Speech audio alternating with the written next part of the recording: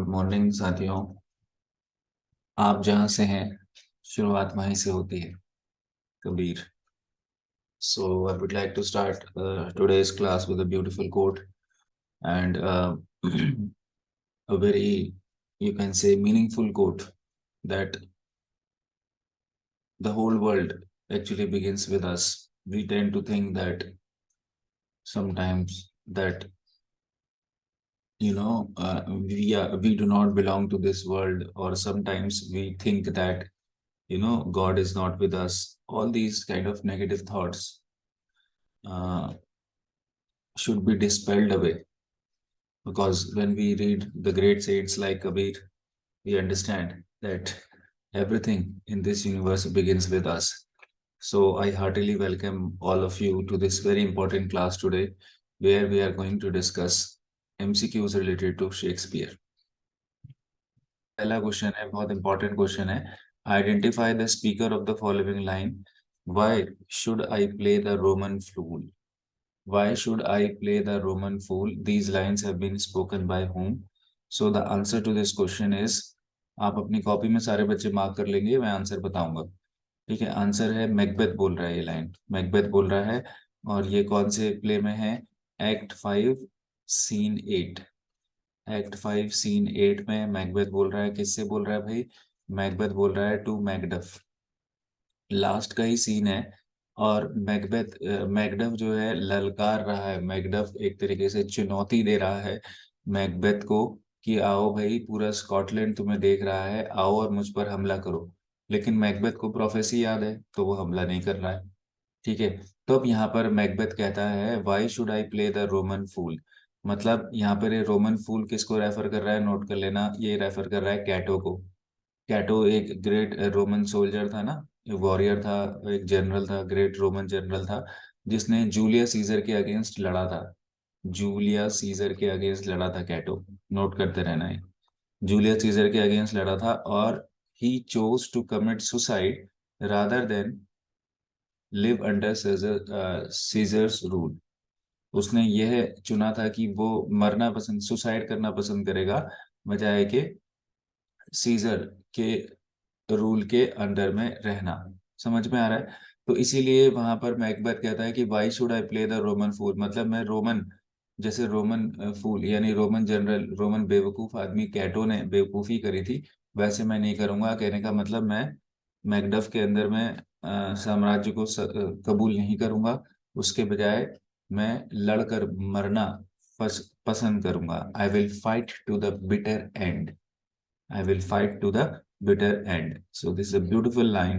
So the first question is done. Let's move on to second question.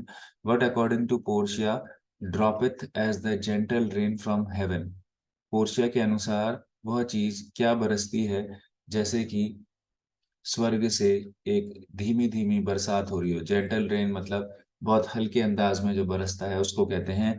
सो इसमें ये question लिया गया है, मैं हर हर उसमें आपको बताते भी रहूंगा। ये लिया गया है द मर्चेंट ऑफ वेनिस से। हम लोग जानते हैं कि मर्चेंट ऑफ वेनिस में पोर्शिया है, तो मर्चेंट ऑफ वेनिस से ये लिया गया है। और सबसे इम्पोर्टेंट बात क्या है कि मर्चेंट ऑफ वेनिस में कि ये जो है पोर्शिया किससे कह रही है? पोर्शिया किस क्वालिटी की बात कर रही है यहाँ पर? Quality of mercy. फिर इसी में एक लाइन है, the quality of mercy is never strained. ठीक है, तो मर्सी को वो कह रही है कि mercy droppeth as the gentle rain from heaven. Beautiful quotation. Question number 3, where does Viola arrive with the captain and sailors? So Viola का, वॉयला एंड सेबेस्टियन हमने कल ही पढ़ा था। हम जानते हैं कि बहुत ही इंपॉर्टेंट है ये। एज यू लाइक इट से है, एज यू लाइक इट से है। और एज यू लाइक इट में वो किंगडम ऑफ इलीरिया में पहुंचते हैं। ठीक है, तो ILLYRA तो इलीरिया, तो बी पॉइंट होगा, थर्ड का आंसर बी पॉइंट। ठीक है, अब आगे बढ़ते हैं गाइस। क्वेश्चन नंबर 4 में आते हैं।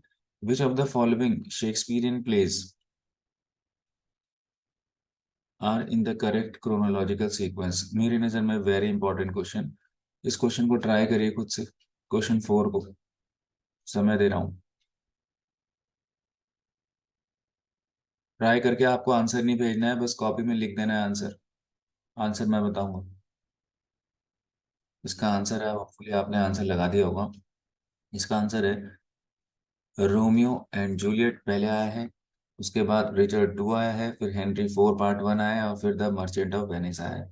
ठीक है, तो क्रोनोलॉजी भी आपको बहुत इंपॉर्टेंट होती है शेक्सपियर के प्लेस की, है ना।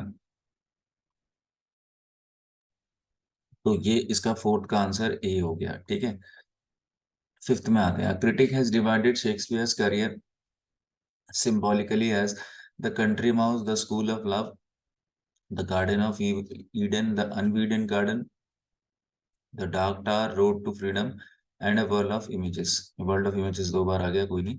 A world of images. Who is this critic? मेरे ख्याल से डिफिकल्ट क्वेश्चन है ये।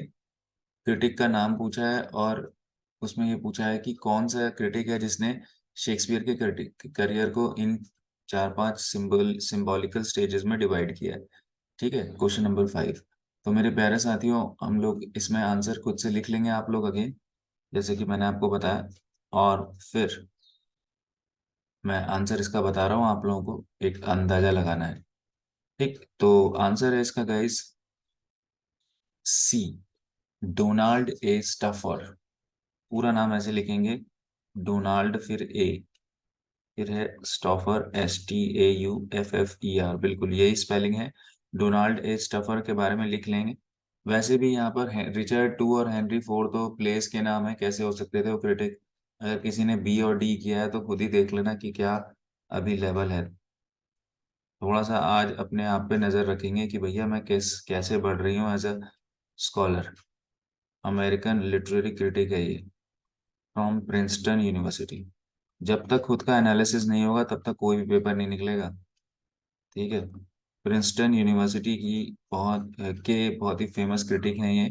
Early 20th century, is American literary critic from Princeton University, Donald A Stauffer. इन्होंने शेक्सपियर के करियर को इस तरीके से डिवाइड किया है, country mouse, school of love. ठीक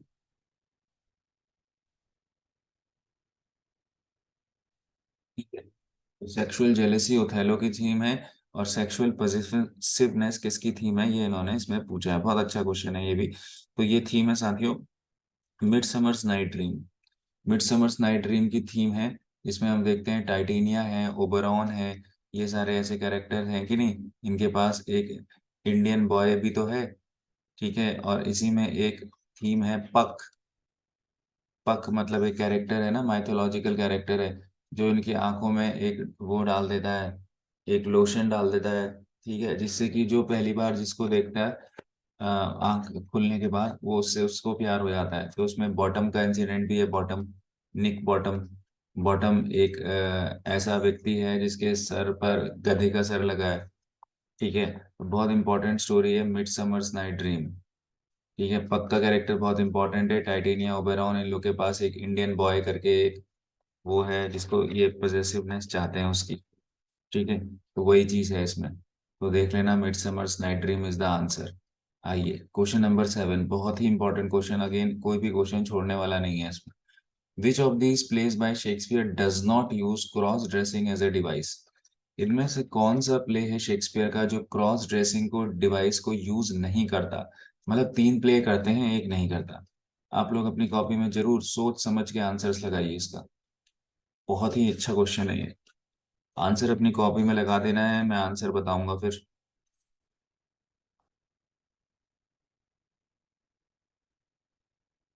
ठीक है,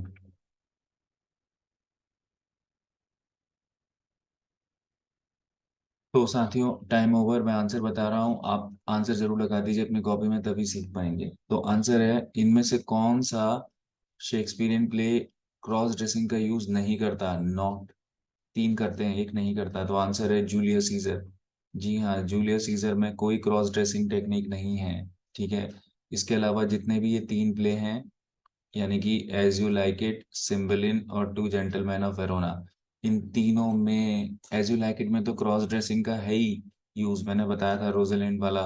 सिम्बलिन में भी है जो कि लेटर फेज का एक प्ले है, और टू जेंटलमैन ऑफ वेरोना जो कि अर्ली प्ले है एकदम, इसमें भी ट्विंस की कहानी है। तो जहां जहां ट्विंस की कहानी है वहां पर आपका क्रॉस ड्रेसिंग हो गई।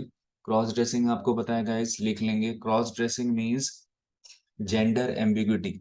जेंडर एम्बिग्यूटी, जब जेंडर जो है, जैसे फीमेल है वो मेल का कैरेक्टर यूज करने लग जाए या मेल की तरह ड्रेसिंग पहनने लग जाए, तो उसको हम क्रॉस ड्रेसिंग कहते हैं। एम्बिग्यूटी का मतलब होता है कंफ्यूजन, दोहराव, दोहरापन। ठीक है। नेक्स्ट क्वेश्चन आते हैं, फॉल स्टॉप। तो fall stop is a character है। अब आपको ये चार प्ले दिए हैं, उसमें फिर पेयरिंग करनी है। फॉल स्टॉप कैरेक्टर है किसमें? अगेन आपको दे रहा हूँ 10 से 15 सेकंड का time. So guys the answer is a. Okay, it is Falstaff as a character appeared in Henry IV Part 1 and also in Merry Wives of Windsor। तो इन दोनों place में हम देखते हैं Falstaff, जो कि बहुत ही फेमस पॉपुलर कैरेक्टर है। ठीक है, वो अपीयर होता है Falstaff का कैरेक्टर।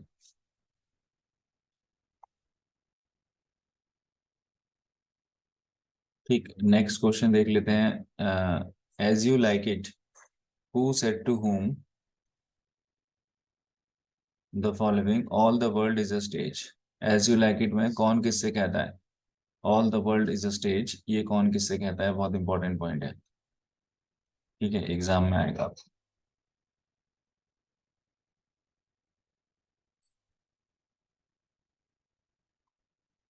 तो आप लोगों ने कर लिया होगा ये, इसमें ज्यादा समय नहीं दे रहा हूं मैं। एज यू लाइक इट मैंने कल बताया भी था कि किसने बोला है ये। तो अगर किसने बोला है भी याद होगा तो वैसे ही निकल जाएगा। तो ऑप्शन है जेक्स बोल रहा है, मेलेंकलिक एक फिलोसोफर है जेक्स। इसमें जेक्स बोल रहा है ड्यूक सीनियर से। ये डक हो गया है, ड्यूक हो गया ये। Jaques to duke, Jaques to duke senior. ठीक है। फिर अब देखिए शेक्सपियरियन प्लेस से इधर, उससे थोड़ा हटते हुए शेक्सपियर के सनेट्स पे भी कुछ क्वेश्चंस ले आया। तो शेक्सपियर के सनेट्स में कौन सी थीम इन चारों में से कॉमन थीम है? बहुत इंपॉर्टेंट क्वेश्चन है, वेरी इंपॉर्टेंट, क्योंकि शेक्सपियर के सनेट से भी बन जाएगा।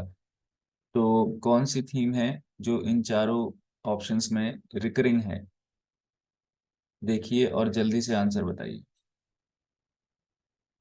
शेक्सपियर के सनेट्स की जो रिकरिंग थीम है वो है option number 4, love, beauty, time and loyalty. ठीक है। अब ये जिसने अच्छे से पढ़ा होगा वही कर पाएगा इस क्वेश्चन को।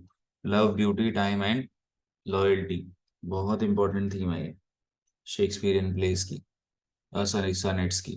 ठीक है। नेक्स्ट आ जाते हैं, apart from Mark Antony and Octavia Caesar, who was the third member of the triumvirate which ruled Roman Empire in the play Antony and Cleopatra। Antony and Cleopatra में इन दोनों के अलावा, मार्क एंटनी और Octavia scissor के अलावा, तीसरा कौन सा रोमन एम्परर था? बल्कि मैं आपको हिंट भी देता हूँ, ये वीकेस्ट रोमन एम्परर था जो तीसरा है। ठीक है। बहुत ही इंपॉर्टेंट क्वेश्चन है, अपनी कॉपी में आंसर कर दिया होगा आपने होपफुली। ठीक है, थोड़ा बहुत पढ़ा होगा तभी हो पाए होंगे ये, इतने आसान भी नहीं है। ठीक, तो आंसर बता रहा हूँ मैं, आंसर बता रहा हूँ, अपनी कॉपी में टिक कर दिया होगा आपने। लेपिडस। सही है गलत देखते रहिएगा। लेपिडस, लेपिडस जो है थर्ड जनरल है एंटनी एंड क्लियोपैट्रा में, और ये वीकेस्ट ऑफ द थ्री है। ये दोनों तो, एंटनी और ऑक्टाविया सीजर तो दोनों स्ट्रांग हैं, बट ये वीकेस्ट है। ठीक है, लेपिडस। चलिए, next question, in Shakespeare's Macbeth who is Ross? यहाँ पर रॉस की स्पेलिंग ये होगी thane of Ross, thane of Ross, ROSS। In Shakespeare's Macbeth, who is Thane of Ross referring to when he uses the description? बहुत important question, बेलोनाज bridegroom किसको कहा गया है? मैकबेथ प्ले में बेलोना का ब्राइडग्रूम किसको कहा है रॉस ने, थेन ऑफ रॉस ने? Answer is Macbeth। Macbeth is referred to as Bellona's bridegroom। And note करेंगे सभी साथी, बेलोना, बेलोना का मतलब क्या है? Bellona actually Roman goddess of war है, रोमन गॉडेस ऑफ वॉर। ठीक है, रोमन गॉडेस है युद्ध की, रोमन गॉडेस है। और ब्राइडग्रूम आपको पता ही है, दूल्हा। ठीक है, तो बेलोना का दूल्हा कहा गया है किसको? मैकबेथ को। बहुत इंपॉर्टेंट क्वेश्चन था ये। आ रहा है मजा क्वेश्चंस में? काफी मेहनत लग रही है इन क्वेश्चंस को बनाने में ना। ये सारे क्वेश्चंस TGT PGT में पूछे हैं, ये भी आप ऊपर से लिख सकते हैं। ऊपर से लिख देंगे अपनी कॉपी में TGT PGT previous year questions. ये मैंने क्रिएट नहीं करे हैं, ये पूछे जा चुके हैं अक्रॉस ऑल ओवर इंडिया। ठीक है, जहां जहां टीजीटी पीजीटी होते हैं स्टेट वाइज वहां पूछे जा चुके हैं। क्वेश्चन 13 में आते हैं गाइस। क्या है? Which of the following is not a song from Shakespeare as you like it. इनमें से कौन सा शेक्सपियर के एज यू लाइक इट में से एक सॉन्ग नहीं है? नहीं है। तीन है, बताइए। सर बताता हूँ। इसमें जो आंसर है वो है D option, here we go round the mulberry bush. ये जो है शेक्सपियर के एज यू लाइक इट का सॉन्ग नहीं है। ठीक है। बाकी तीन सॉन्ग हैं ही। Under the greenwood tree तो बहुत फेमस है, थॉमस हार्डी ने नॉवल भी लिखा है इसी टाइटल पे। Blow blow the winter wind बहुत ही important. What shall he have that killed the deer, ये भी एक सॉन्ग है उसमें। ठीक है, तो डी वाला ऑप्शन नहीं है ऑप्शन। चलिए आगे बढ़ जाते हैं हम लोग। Who suffers from self love in twelfth night. Twelfth night में कौन सा कैरेक्टर सेल्फ लव से सफर करता है? सेल्फ लव आपको पता ही है, खुद पे ही मोहित हो जाना, आत्ममुग्धता। सेल्फ लव को एक और वर्ड दे रहा हूं मैं, नार्सिसस कॉम्प्लेक्स भी कहते हैं, नोट कर लेना। नार्सिसस कॉम्प्लेक्स, आत्ममुग्धता, एक प्रकार की बीमारी है, आजकल बहुत प्रचलन में है। सेल्फी में फोटो खींच के डाल रहे, सेल्फी ले रहे, अपनी फोटो डालते जा रहे 30 35 40 फोटो। तो उसको सेल्फ लव नार्सिसस कॉम्प्लेक्स भी कहते हैं टेक्निकली। ठीक है, नार्सिसस एक ग्रीक कहानी है जिसमें एक लड़का अपने को देख के ही मोहित हो जाता है अपने पर। तो खैर, ट्वेल्थ नाइट में नार्सिसस कॉम्प्लेक्स से कौन गुजर रहा है? ये कौन है? ये मालवोलियो है। हाँ, थोड़ा टाइपिंग एरर हुआ है, MALVOLIO, Malvolio.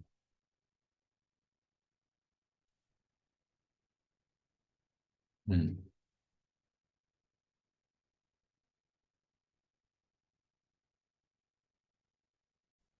So the answer again is A, Malvolio. Malvolio हमें पता है गाइस एक प्यूरिटन नाइट है। मालवोलियो एक प्यूरिटन नाइट है। और ये एक तरीके से बार बार अपनी तारीफ सुनना पसंद करता है। अपनी अपनी ड्रेस और अपनी जो पर्सनैलिटी है उसी में ऑब्सेस्ड रहता है। ठीक। तो ट्वेल्थ नाइट से बहुत इंपॉर्टेंट क्वेश्चन था। फिर क्वेश्चन नंबर 15, बड़ी ही फेमस लाइन। ठीक है, the lunatic the lover and the poet are of imagination all compact. याद है ऑफलाइन क्लास में एक बार पढ़ाया था, आशिक मजनू आवारा, बहुत ही प्रचलित बॉलीवुड सॉन्ग। इसी गाने का हिंदी है वो, आशिक मजनू आवारा। ठीक है, the lunatic the lover and the poet, Shakespeare ही लिख सकते हैं ऐसी लाइन। शेक्सपियर कह रहे हैं कि जो पागल है, जो प्रेमी है और जो कवि है वो एक ही थैली के चट्टे बट्टे हैं। तो ये लाइन किस प्ले में बोली है आपको ये भी बताना है, और किस कैरेक्टर ने बोली है ये भी बताना है। अपनी कॉपी में लिखना है, बताना नहीं है, कॉपी में लिखना है। मैं आंसर बताऊं, टाइम दे रहा हूँ आधे मिनट का।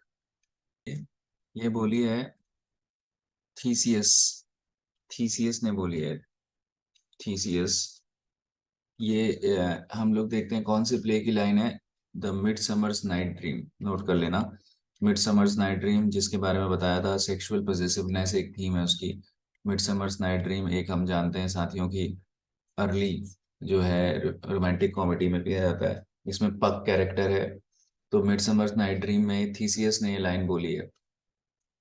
इसी में एक लाइन और है, फटाफट नोट कर लेना। The course of true love never did run smoothly.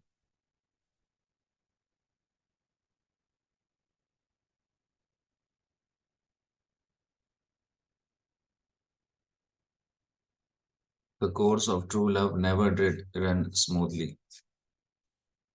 ठीक है, तो जो ट्रू लव है उसका कोर्स कभी भी स्मूथली नहीं चलता है। The course of true love never did run smoothly, बहुत ही इंपॉर्टेंट लाइन है गाइस।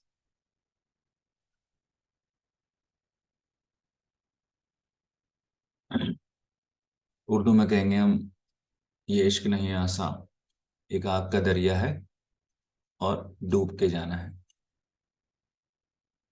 वो फुली क्लास में मजा आ रहा है वो आपको, छोड़ने जैसी क्लास थी नहीं है। ठीक है, इसीलिए कहता हूँ कि सब लोग सीख अपना रेगुलरली बने रहो करके। Next question, which of the last sonnet is written by William Shakespeare. ठीक है, तो इनमें से कौन सा सोनेट जो है विलियम शेक्सपियर का आखिरी लिखा हुआ सोनेट है, आखिरी टाइटल है सोनेट का। जल्दी से गैस करेंगे, बहुत ज्यादा समय नहीं दूंगा। तो आंसर बता रहा हूँ, होपफुली आपने अपना आंसर लगा दिया होगा।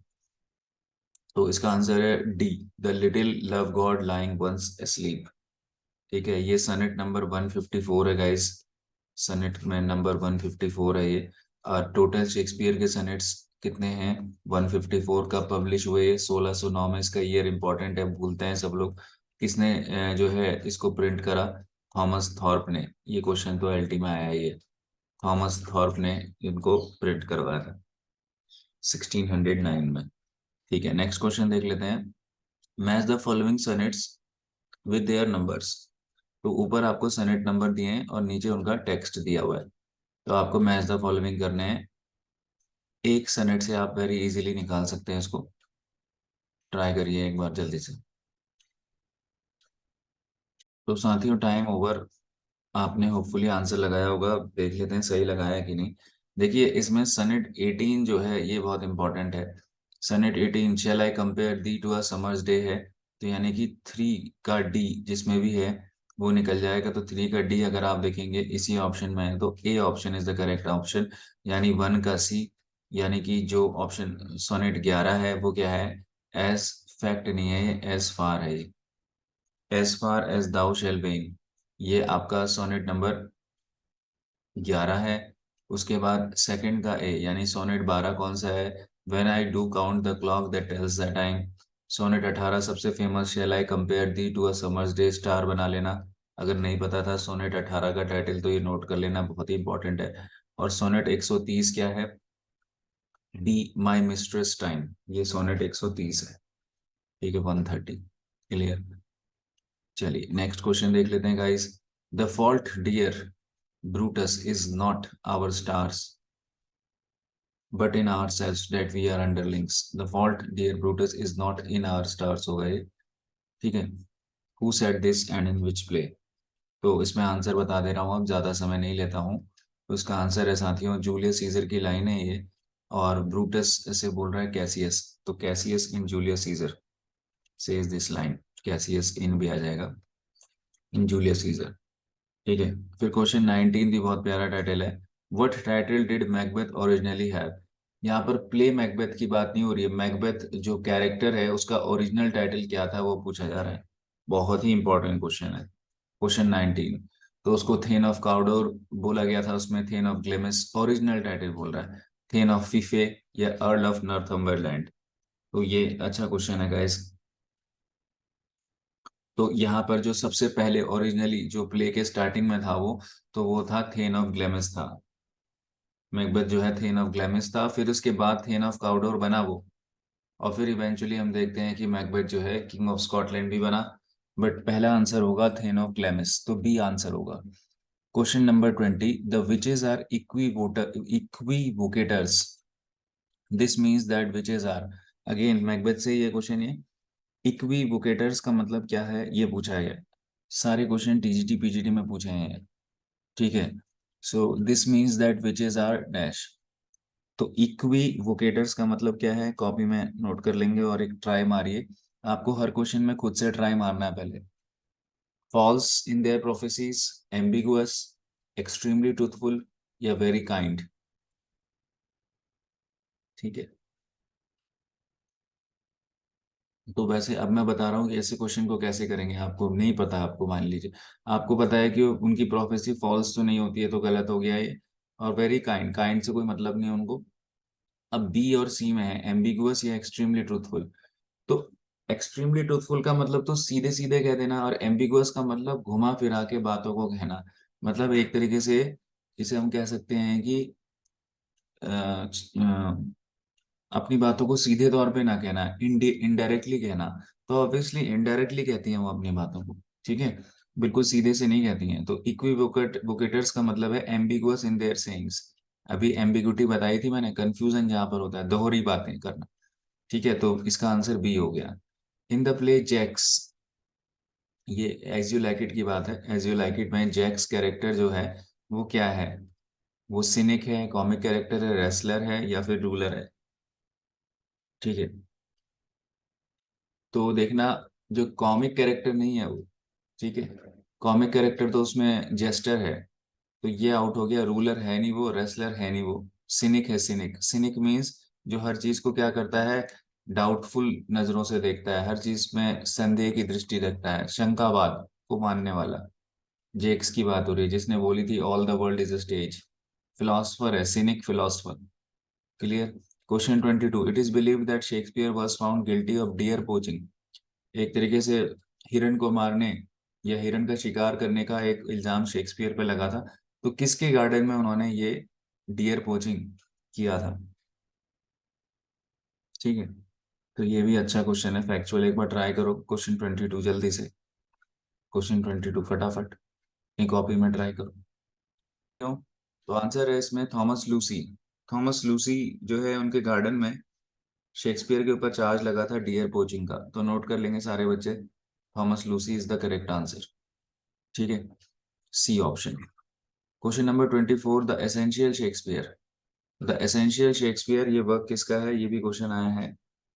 द एसेंशियल शेक्सपियर ये वर्क है, जल्दी से आप ट्राई कर लें। चार शेक्सपियरियन क्रिटिक हैं, एक आंसर लिख दें बस कॉपी में, थोड़ा सा इंटेलेक्चुअल गैस वर्क जैसा करें। तो साथियों आंसर बता रहा हूँ अब, इसका आंसर है जे डोवर विल्सन। जे डी विल्सन ने बोले ये वर्क लिखा है द एसेंशियल शेक्सपियर। अच्छा अच्छा, 23 को भी देख लेते हैं, थोड़ा मिस हुआ ये। 23, this is the noblest Roman of them all. तो 23 में देखते हैं गाइज ये क्वेश्चन कि किस ये लाइन किसने बोली है, अपनी कॉपी में आंसर कर लीजिए। मैं आंसर बता रहा हूँ, this is the noblest Roman of them all. ये लाइन किसने बोली है गाइज? बहुत इंपॉर्टेंट क्वेश्चन है ये। एंटोनियो ने बोली है। किसने बोली है? एंटोनियो ने बोली है, एग्जाम में आएगा ये क्वेश्चन। एंटोनियो ने बोली है, रिलेटेड फॉर ब्रूटस, ब्रूटस के लिए बोली है। और कौन सा प्ले है भाई? To win favour of the Romans बोली है। और प्ले का नाम है of course Julia Caesar. Julius Caesar play में बोली है उसने। एंटोनियो ने बोली है ब्रूटस के लिए। ठीक है, तो 23 का आंसर हो गया। 24 मैंने बता ही दिया आपको। 25 में देखते हैं, बहुत ही प्यारी line, lilies that fester smell far worse than weeds. बहुत ही प्यारी लाइन, एग्जाम में आएंगी ये लाइंस। ठीक है, तो ये किसने लिखी है? ऑफ कोर्स आज के पेपर में तो नो ब्रेनर है ये, आपने जल्दी से आंसर लगा ही दिया होगा, शेक्सपियर ने लिखी है, क्योंकि ऑप्शन में ही शेक्सपियर है आज तो। लेकिन शेक्सपियर के कौन से सनेट से ली गई हैं तो ये बता रहा हूँ आपको। सनेट नंबर 94। सनेट नंबर 94। ठीक है, अब इसका मतलब समझ लेते हैं, बहुत इंपॉर्टेंट है, बड़ा इंटरेस्टिंग है। हिंदी में बता रहा हूँ मैं, पहले इंग्लिश में देख लेते हैं। वो कह रहे हैं कि the lilies that fester smell far worse than weeds. Now lily is a beautiful flower. Now Shakespeare is trying to say is that when the flower is, you know, rotten, then the smell of the flower is worse than the weed. Weed, we know, is like any unimportant grass that grows, घास फूस। ठीक है, तो वो कह रहा है कि जब लिली का फ्लावर सड़ जाता है, तब वो उसकी जो स्मेल है वो घास फूस जो होती है उससे भी बुरी हो जाती है। तो यानी कि किसी अच्छे आदमी का बुरा कर्म किसी बुरे आदमी के बुरे कर्म से भी खराब है। समझ लेना, हिंदी में बता रहा हूँ, किसी अच्छे आदमी का बुरा कर्म किसी बुरे आदमी के बुरे कर्म से भी खराब है। तो जो अच्छा आदमी जब कोई बुरा कर लेता है तो हमारी नजरों में और गिर जाता है। जो बुरा है वो तो है ही, जो वीड बुरी है, वीड खाली घास फूस है, वो तो बुरी है ही, तो वो तो खराब ही है। लेकिन जब लिली के फ्लावर से ऐसी स्मेल आ जाए, तब वो कह रहा है lilies that fester smell far worse than weeds. जो हम में पोइट्री लवर्स हैं, मजा आ गया आपको इसमें? बात की गहराई को समझ पा रहे हैं? नहीं समझ पा रहे? सब लोग शायराना अंदाज में समझ गए ना शेक्सपियर की शायर गहराई को? ये नहीं समझे? एक ही आदमी समझा है, ये लिए। ये अब आया मुझे, इसीलिए क्वेश्चन इंक्लूड करा था मैंने ताकि आप लोग समझ पाए कि क्या गहरी बात कह रहे हैं। तो जो हम सब सारे अच्छे लोग हैं बेटा ना, तो हम लोग को अच्छे लोगों को बुरा नहीं बनना है, नहीं तो वो बुरे से भी बुरा हो जाता है कहना। ठीक है, जो बुरे हैं वो तो हैं ही बुरे, लेकिन अच्छे बुरे नहीं बनने चाहिए। तो lilies that fester smell far worse than weeds, beautiful line, sonnet number 94। Shakespeare इसलिए शेक्सपियर हो गए भैया। ठीक है, question number 26। Come thou mortal wretch with thy sharp teeth this not intrinsicate। बहुत ही important line. In which book या फिर in which work these lines occur. इसमें 5 ऑप्शन है इस क्वेश्चन में, थोड़ा सा समय दे रहा हूँ जल्दी से। 7 बज गया, सारे बच्चे फटाफट 26 में ट्राई करें। तो answer is E, none of these. ठीक है, हाँ इसमें आंसर ई है। ये एक्चुअली लिया गया है, बुक का नाम पूछा है उसने, कैरेक्टर का नाम नहीं पूछा है। एंटनी एंड क्लियोपैट्रा से लिया गया है। एंटनी एंड क्लियोपैट्रा यानी प्ले का नाम पूछा है उसने, कैरेक्टर का नाम नहीं पूछा है। कैरेक्टर तो क्लियोपैट्रा ही है जिसने ये लाइंस बोली हैं। एंटनी एंड क्लियोपैट्रा में लास्ट क्या सीन है, ये एक्ट 5 सीन 2। Act 5 scene 2। ठीक है, और इसमें हम देखते हैं साथियों की ये जो है, ऑफ कोर्स क्लियोपैट्रा हमें पता है कि उसमें डिसलॉयल्टी करती है जब उसको रियलाइज होता है। तो क्लियोपैट्रा अपने आप को, मैंने बताया था कैसे वो जो है एंटनी क्लियोपैट्रा में, क्लियोपैट्रा अपने आप को कैसे सुसाइड करती है। She allows the snake to come and bite on her chest. So इसीलिए वो कह रही है कम दाओ मॉर्टल रेच। यहाँ मॉर्टल रेच किसको कहा गया है, स्नेक को कहा गया है। ठीक है, जहरीला सांप है वो, उससे अपने आप को डसवा रही है वो।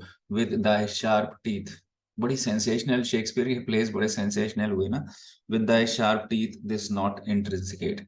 नॉट यहाँ पर वो कह रही है अपनी बॉडी को कह रही है, या फिर जो भी है आप समझ सकते हैं, पोइटिक एक सिंबल का यूज है। तो यहाँ पर नॉट भी एक मेटाफर है, उसकी बॉडी गांठ जो कह सकते हैं, गले को कह रही है, गले में जो है वो करने के लिए कह रही है। और शार्प टीथ यहाँ पर जो है उसका, स्नेक का जो पॉइजन है उसके जो टीथ होते हैं, हमें पता है जो वैंक्स निकालता है वो, तो जो है उसको कहती है। ठीक है, बहुत ही interesting line. Who states these words for Shakespeare, या thou are the soul of our age, thou the applause the delight the wonder of our stage. Answer copy में मार्क करना है अगर पता है तो। किसने शेक्सपियर को कहा है soul of the age, the applause the delight the wonder of our stage. बहुत ही इंपॉर्टेंट कोटेशन। ठीक है, तो जल्दी से देख लेते हैं साथियों इसका आंसर। 7 बजते हुए समय हो रहा है, तो अब मैं आंसर जल्दी से, तो आंसर है बेन जॉनसन ने बोली है लाइन, हम लोग जानते हैं। Ben Jonson, in memory of my beloved Shakespeare, बहुत ही फेमस वर्क है बेन जॉनसन का, और लगभग पहला वर्क माना जाता है जो शेक्सपियर के ऊपर लिखा गया है। ठीक है, 1616 में शेक्सपियर की डेथ हुई, उसी साल ये वर्क आ गया था। बहुत ही इंपॉर्टेंट है, तो उसी में वो कहते हैं सोल ऑफ आवर एज। ठीक है, नोट कर लेना। Comedy of errors is an adaptation of a Latin comedy which is, comedy of errors early play है शेक्सपियर का, और वो किस, कौन से एक्चुअल में प्ले है या वर्क है जिसकी ये एडेप्टेशन है, उसका रूपांतरण है, लातिन प्ले है कोई ओरिजिनल। बहुत अच्छा क्वेश्चन है, जल्दी से गेस करिए। 10 सेकेंड्स आप लोगों को दे रहा हूँ, कॉपी में लिख दीजिएगा आंसर।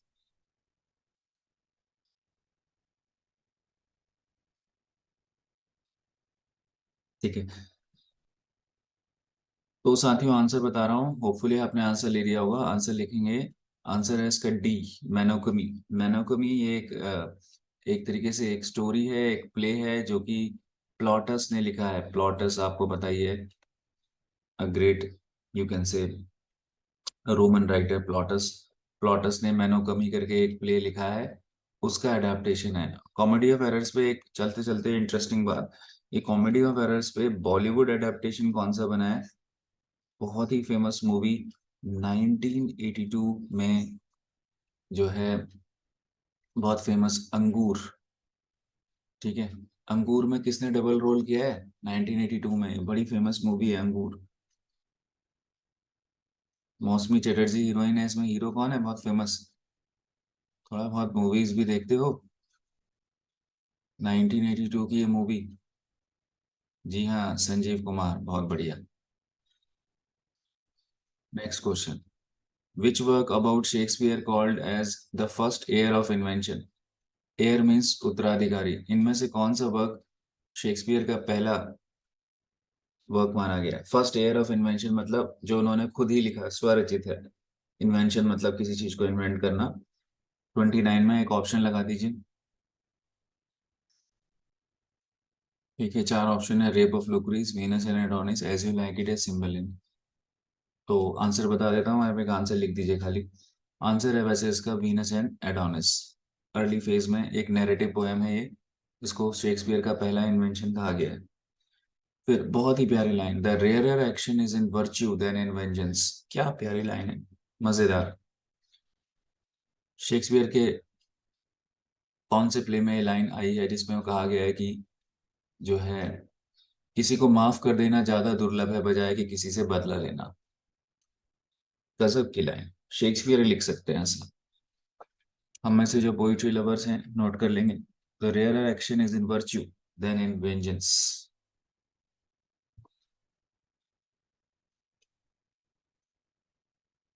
3 क्वेश्चन बचे हैं साथियों, जल्दी से।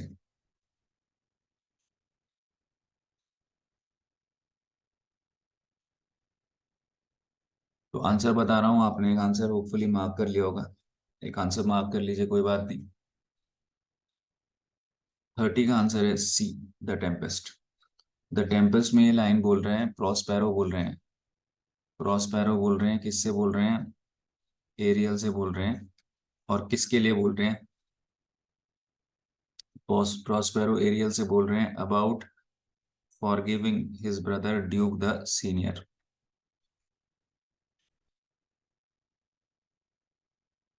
ये असर्पिंग ड्यूक द सीनियर है। Duke of, sorry, duke the senior नहीं, duke of Milan. Duke the senior तो दूसरे प्ले में। ड्यूक ऑफ मिलान है, जो कि इन्हीं के भाई हैं जिन्होंने इनको खदेड़ दिया था, प्रॉस्पेरो को। जिसकी वजह से ये एक अनजान द्वीप में फंस गए थे ना।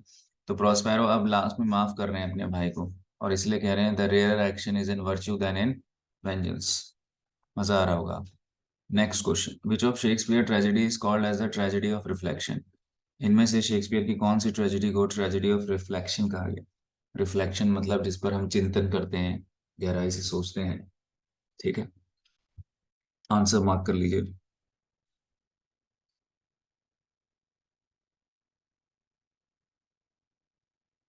तो साथियों, आंसर है इसका ऑफ कोर्स द ग्रेट हेमलेट। हेमलेट को ट्रेजेडी ऑफ रिफ्लेक्शन कहा गया है, क्योंकि हेमलेट में सारी चीजें जो हैं रिफ्लेक्शंस के बेस पर हो रही हैं। ठीक है, और ग्रेटेस्ट ट्रेजेडी है ऑफ कोर्स शेक्सपियर की। Next question 32। Our bodies are our gardens to which our wills are gardeners. बहुत ही अच्छी लाइन। तो ये किस में ली गई हैं, ये पूछा गया है। आंसर टिक होगा। Answer is these lines are spoken by Iago. So these lines are taken from Othello. इनका मतलब भी देखते हैं साथियों, पहले ये लिख लेते हैं कहाँ पर आई हैं। Act 1 scene 2। एक्ट 1 सीन 2 में आई हैं। और इसका मतलब क्या है? इसका मतलब है कि our will can overpower our emotions. यहाँ पर विल्स मतलब यहाँ इच्छा शक्ति वाला विल है ये। Our will can overpower our emotions. Iago बहुत ही ज्यादा कनिंग है ना। यागो अपनी इमोशंस पे कंट्रोल रख सकता है। तो यागो के बारे में बताया हुआ है। यागो इमोशनल नहीं है। जो इमोशनल बहुत ज्यादा होते हैं वो एक तरह से दिल से सीधे सरल लोग होते हैं। बट यागो नहीं है, यागो स्कीमिंग है, कनिंग है। बहुत ज्यादा उसके मन में चल रही हैं चीजें। तो इसलिए वो कह रहा है कि our will can overpower our emotions, यानी कि हम जैसा चाहें हम अपने इमोशंस को वैसा बना सकते हैं। ठीक है। फिर लास्ट क्वेश्चन है साथियों। Choose the one that does not match. चार कैरेक्टर्स, चार प्ले, आपको कौन एक लगाना है जो मैच में नहीं कर रहा है। क्वेश्चन 33 जल्दी से देख लेते हैं साथियों। आंसर है, बहुत इंपॉर्टेंट क्वेश्चन था ये भी। आंसर है क्वेश्चन नंबर 33 का गॉबो। ट्वेल्थ नाइट में नहीं है, बाकी तीनों सही हैं इसमें। गॉबो जो है आपका, ये शाइलॉक का सर्वेंट है। गॉबो इज शाइलॉक्स सर्वेंट। ठीक है। और ये किस में है गाइस? ये द मर्चेंट ऑफ वेनिस का इम्पोर्टेंट कैरेक्टर, माइनर कैरेक्टर है, द मर्चेंट ऑफ वेनिस। ठीक है, तो इसी के साथ साथियों हमारी 33 क्वेश्चंस की सीरीज खत्म होती है। होपफुली आपको बहुत मजा आया होगा, और प्लीज अपने आंसर्स भी बताइए, और देखते हैं कि हमारी कितनी लर्निंग हुई।